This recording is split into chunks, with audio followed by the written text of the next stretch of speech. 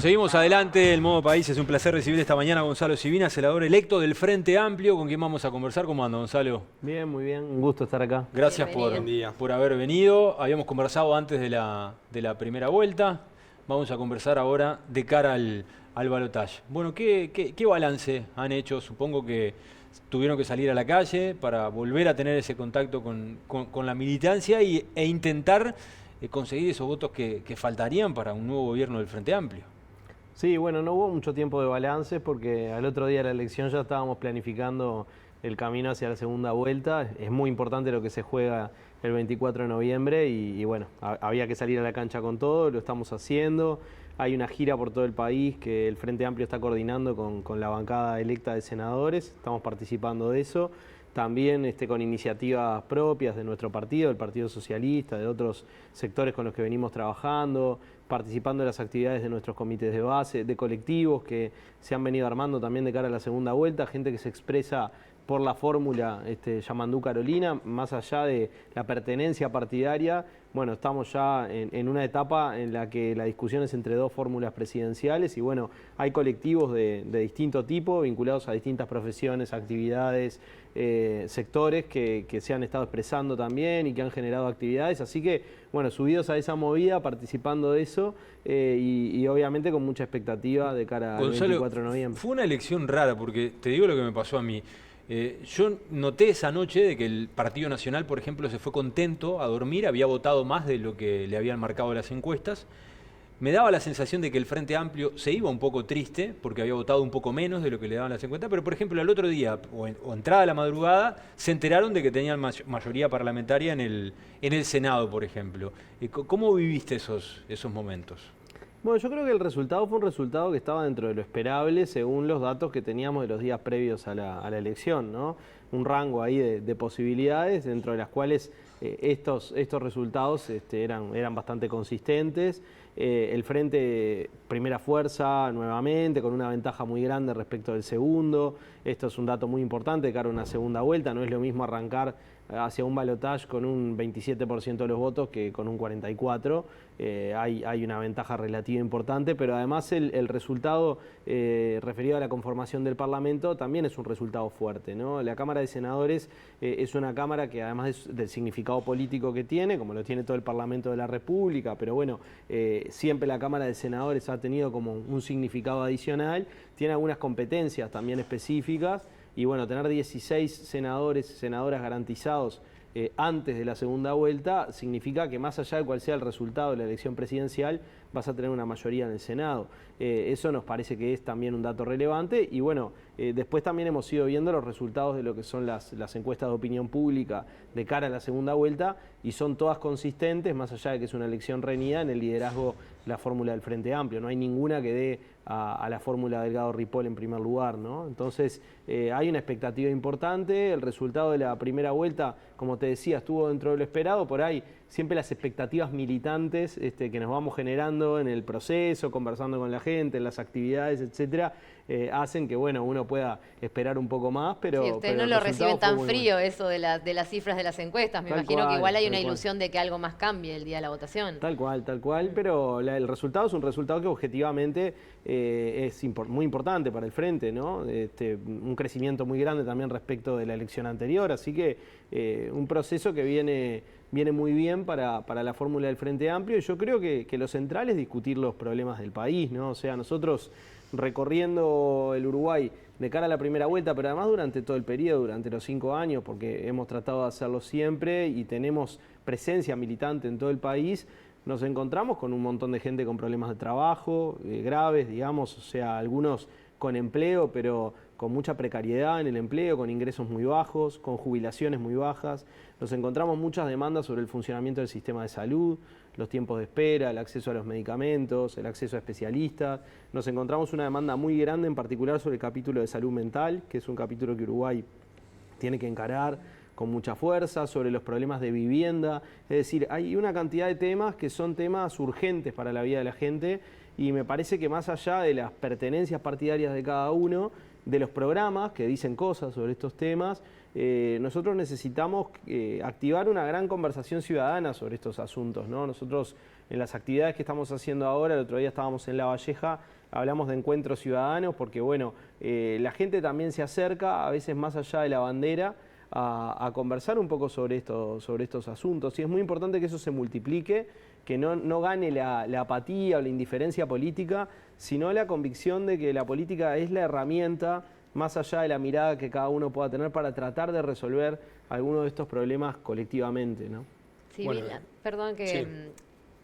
Se ha hablado mucho en los últimos días de, por lo menos desde la coalición republicana, de la pérdida de la zona moderada del Frente Amplio, a la que de alguna forma representa el Partido Socialista. Pero por otro lado también tenemos a un expresidente, José Mujica, admitiendo que tendría que haber hecho más para que Astori fuera presidente, por ejemplo.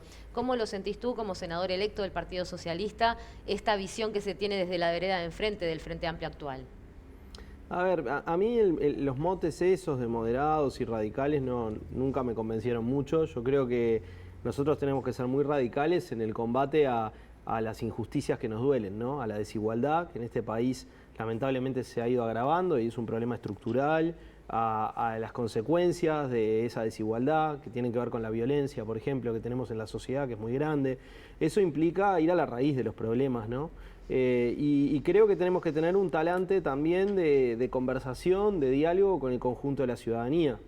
A eso a veces le llaman moderación, pero en realidad es el poder construir colectivamente, el poder construir como ciudadanos y asumir que más allá de tener convicciones, y convicciones muy fuertes sobre algunos temas, tenemos la posibilidad de escuchar a otros y de nutrirnos también de los aportes de otros, ¿no? El Frente Amplio es una fuerza política que ha demostrado a lo largo de su historia que puede gobernar el país, que puede gobernar también gobiernos departamentales, gobiernos municipales, como lo ha hecho, y que los cucos que alguna vez se plantearon sobre las posibilidades de gobierno del Frente Amplio, cuando llegamos a la realidad del gobierno no se concretan. Lo que sí se han concretado son muchos avances en derechos, en legislación que ha beneficiado a la mayoría de la población, cambios, algunos estructurales, otros cambios que si bien no son estructurales son importantes en temas que hacen a los derechos de los trabajadores, al acceso a mejores salarios, a mejores posibilidades de vida. Bueno, y también hemos cometido errores, porque me gusta siempre decirlo esto, yo creo que la soberbia no es buena consejera para ninguna actividad y para ninguna fuerza política. El Frente Amplio fue gobierno durante 15 años y perdió una elección en el 2019, y perdió esa elección también porque hubo cosas que no hizo bien, ¿no? Entonces, me parece que la lectura autocrítica de todo ese proceso lo que nos da es que necesitamos un Frente Amplio que no es ni más moderado ni más radical, es un Frente Amplio con un programa claro para atender los problemas de la vida de la gente, eficaz en tratar de resolver esos problemas y que convoque mucho a la participación. A mí me parece que esto es un tema clave. No podemos pensar la política solamente como la acción de algunos dirigentes en cargos públicos en el Estado. Necesitamos la participación ciudadana para transformar esas cosas que nos duelen como país, ¿no? Dentro de esos puntos que se han instrumentado, que vos mencionabas recién, estuvo en su momento el Ministerio de Desarrollo Social, el MIDES, que estuvo también bastante vinculado al Partido Comunista, ¿no? Con Ana Olivera, con Marina Arismendi en su momento también. ¿Qué enfoque se le piensa dar ahora y sobre todo qué importancia crees que puede llegar a tener desde ese punto de vista y si otra vez lo van a delegar a ese sector, en particular del Frente Amplio? Bueno, en primer lugar, en los gobiernos del Frente siempre se ha conversado obviamente sobre la integración de los equipos de gobierno, teniendo en cuenta la diversidad del Frente Amplio y de los apoyos de la fórmula presidencial. Pero es muy importante no caer en la lógica de las chácaras, ¿no? Decir, bueno, tal ministerio para tal sector. Esa no es la dinámica más positiva y no es la dinámica tampoco que predominó en los gobiernos del Frente. Yo creo que el Ministerio de Desarrollo Social es una gran creación que hizo el Frente Amplio. Hay que tener en cuenta que cuando el Frente asume el gobierno, el Ministerio de Desarrollo Social no existía. Existía en otros países, existían ministerios de este tipo, pero no en Uruguay. Uruguay tenía una emergencia social muy grande y el ministerio se construyó prácticamente de cero para atender esa emergencia como primer cometido, ¿no? Después se fueron ampliando también las competencias. Para implementar el plan de emergencia, se llamó para así implementar en el su llamado momento. PANES, el plan de Atención Nacional a la Emergencia Social. Después se fueron incorporando otros cometidos y siempre se planteó la necesidad de tener un ministerio que no fuera exclusivamente dedicado a los temas de la emergencia, ¿no? Sino un ministerio con un rol importante en la coordinación de políticas sociales. Yo creo que ese es el rol que está llamado a jugar el Ministerio de Desarrollo Social. Me parece que se habla mucho por estos días de las transferencias monetarias, que es un tema que es importante en políticas sociales, ¿no? Es decir, la posibilidad de que se destinen recursos para sectores de la población especialmente vulnerados. Esas transferencias tienen efectos importantes en la distribución, tienen efectos importantes en la vida de la gente. También hay otro tipo de transferencias que hace el Estado a otros sectores. Es una herramienta, pero yo creo que hay que pensar la política social y me parece que este es el desafío de este gobierno del Frente, el que va a venir después del 1 de marzo. Hay que pensarlas con mucha integralidad y con una acción del Estado muy coordinada en el territorio para tratar de generar capacidades en el propio territorio. Es decir, acompañar lo que se puede hacer en materia de transferencias o de otros servicios sociales que puede brindar el Estado con una sociedad más organizada, más consciente, con mucha educación popular en los barrios, con mucho trabajo para que también las organizaciones de base territorial que existen en Uruguay, que son muchas, sean parte de la política social, no solamente como gestoras de algún programa social, sino como protagonistas de la transformación de las comunidades. Hay que transformar la vida de la gente desde adentro, ¿no? Y eso, claro, eso son recursos, pero es mucho más que recursos económicos. Eso que planteás, Gonzalo, es muy interesante porque cuando se habla de la gente que está sumergida, ¿no?, en la pobreza, por ejemplo, claro, sin transferencia económica es imposible que pueda salir de esa situación. Ahora, solo con transferencia económica tampoco es posible que pueda salir de esa situación. Es como que se necesitan varias cosas, ¿no? Y se cuestionó mucho al Frente Amplio en su momento por esa partida económica que entregó a algunas familias sin, por ejemplo, pedirle nada a cambio. ¿Ustedes piensan si acceden al gobierno, realizar algunas modificaciones?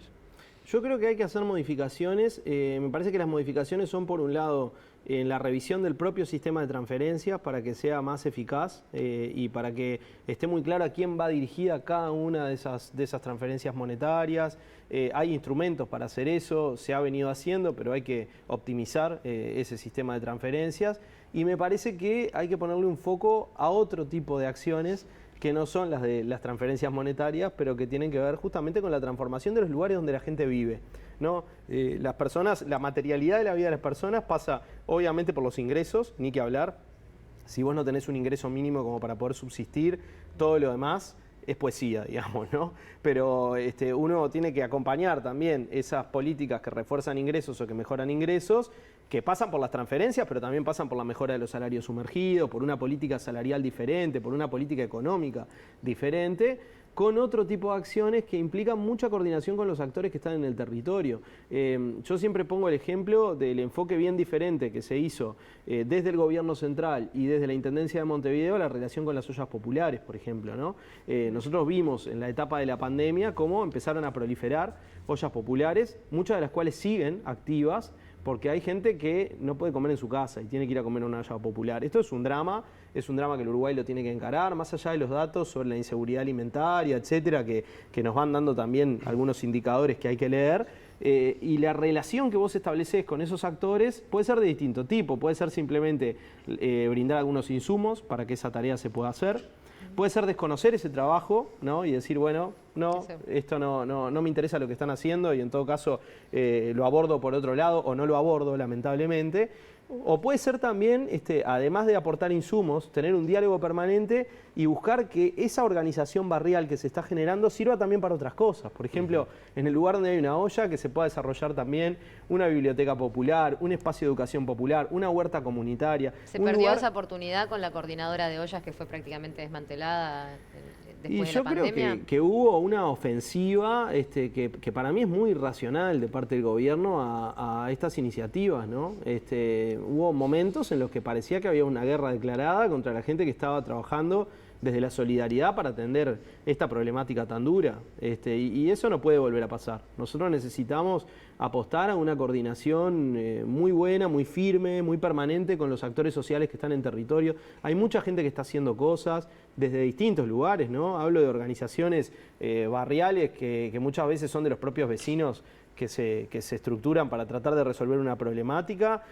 Hablo de organizaciones sociales más del tipo ONG que hacen distintos laburos con programas muchas veces que son estatales también. Falla Hablo de la instituciones religiosas, Falla la de emprendimientos fiscalización en culturales. este tipo de organizaciones porque también hemos visto mal manejo de los fondos que se derivan, ¿no? ¿Falta fiscalizar el funcionamiento de ese tipo de organizaciones? Bueno, yo creo que siempre que se hace una articulación con organizaciones sociales de cualquier tipo o con cualquier organización, porque el Estado articula con muchas organizaciones, tiene que haber controles, tiene que haber un ida y vuelta permanente que garantice que los recursos que se destinan sean recursos que efectivamente vayan al objetivo que se está proponiendo. Así que eso siempre hay que mejorarlo. Bien. Pero lo primero que tenés que tener es diálogo, es una red, ¿no? Es entender que la dimensión de los problemas que tiene el Uruguay y de estos problemas graves que muchas veces también están ligados a la violencia, a la segregación, etcétera, no nos permite tener esfuerzos descoordinados, cada uno por su lado, y viendo al otro casi que como un enemigo o un competidor. Ese no puede ser el talante, ¿no? Gonzalo, yendo a otro tema y de actualidad, ayer el diputado de Cabildo Abierto, Martín Sodano, convocó a la prensa para aclarar en primera instancia que ninguna agrupación de Cabildo Abierto iba a trasladar su apoyo al Frente Amplio, y además fue un poco más allá y dijo que directamente le habían ofrecido cargos a cambio de dar su apoyo al partido político, justamente. ¿Qué nos podés decir acerca de esto? Y ya de paso te pregunto por los casos de Zaida González, también por el de Víctor Björgan, que ya fueron anunciados directamente por el Frente Amplio como dos actores políticos que le dieron el apoyo al partido. Ayer estuvimos conversando sobre esto con Fernando Pereira también. ¿Es parte de esa vieja política quizás ofrecer cargos a cambio de recibir el apoyo o lo descartás totalmente? A ver, siempre de cara a la segunda vuelta hay diálogos con distintas agrupaciones, dirigentes, referentes de partidos que en la primera vuelta no apoyaron la fórmula, en este caso la fórmula del Frente Amplio, pero bueno, lo mismo sucede con todas las fórmulas presidenciales y que de cara a la segunda lo pueden llegar a apoyar. Esos diálogos son normales, me parece que está dentro de lo que siempre sucede y que no está mal, digamos, ¿no? O sea, es positivo que haya conversaciones y que se busque también reforzar los apoyos para cada una de las propuestas de las que uno está convencido. Después, sobre toda esta historia respecto de cargos, etcétera, no tengo ningún tipo de conocimiento. Lo que escuché fue a Pacha Sánchez, el jefe de campaña del Frente Amplio, decir de forma terminante que él no había ofrecido ningún cargo, y yo creo que ese no es el modo en el que se deben establecer este tipo de conversaciones, ¿no? En todo caso, conversar sí sobre los temas de interés, sobre los motivos por los cuales se puede dar el apoyo a una fórmula que tiene atrás un programa, una propuesta, no son dos nombres de dos personas nada más, y bueno, desde allí buscar coincidencias y articulaciones, pero no esa lógica, y bueno, creo que las declaraciones de Pacha en ese sentido son declaraciones claras, ¿no? Claro, pero más allá de este caso, ¿vos reconocés que existe esa práctica de a lo mejor pedir un apoyo a cambio de ofrecer un cargo o prometer un cargo? Primero, obviamente nunca lo hice, ni lo haría, me parece que es una metodología que no está buena, pero además no conozco tampoco de primera mano ninguna situación de ese tipo. Lo que escuché fueron estas declaraciones ayer, pero no creo que sea el talante que predomine, ni tampoco creo que sea bueno para la política que esa sea la metodología, ¿no? Por eso también me quedo tranquilo con las declaraciones de Pacha en el día de ayer respecto de cómo se procedió, ¿no? Te hago una consulta. En las últimas horas, por ejemplo, todos hablan del mensaje que dio la población en cuanto a la votación de negociar, de que hay que negociar. Y Álvaro Delgado en las últimas horas hizo un polémico anuncio donde sumaría a su equipo de gobierno a una frente amplista. Generó ahí una polémica. ¿Crees que el Frente Amplio, si llega al gobierno, podría sumar a alguien de la coalición para gobernar?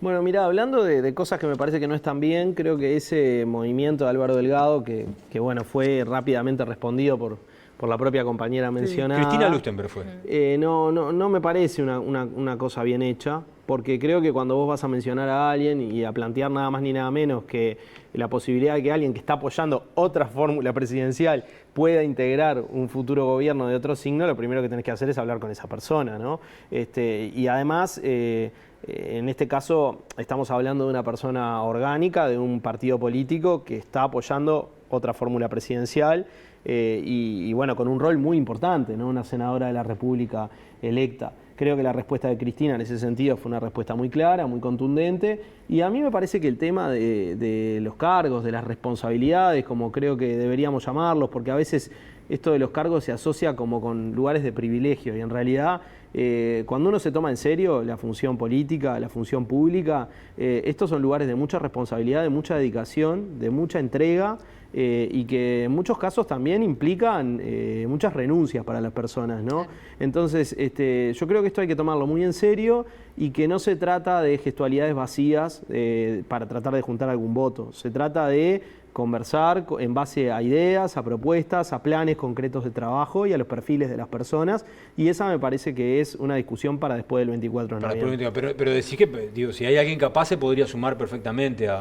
A ver, obviamente que cuando uno conforma equipos de gobierno, que además los equipos de gobierno tienen una gran amplitud, porque no estamos hablando solo de gabinetes de ministros, estamos hablando de mucha gente que participa en distintas responsabilidades, va a buscar los mejores perfiles, el compromiso con las ideas que quiere llevar adelante, eso me parece que es una condición, el compromiso con las ideas, pues la gente te elige con un programa, con una propuesta, y siempre en esas conversaciones también se tienen en cuenta personas que por ahí no son militantes del partido político que impulsó la candidatura del presidente electo. Eso ya pasó en gobiernos anteriores y además hay mucha gente en el Estado, porque nosotros a veces hablamos de los cargos políticos como que fueran el elemento, ¿no? ¿Verdad? Y sin duda que sí, porque hay que elegir, designar personas y eso refiere a un compromiso político.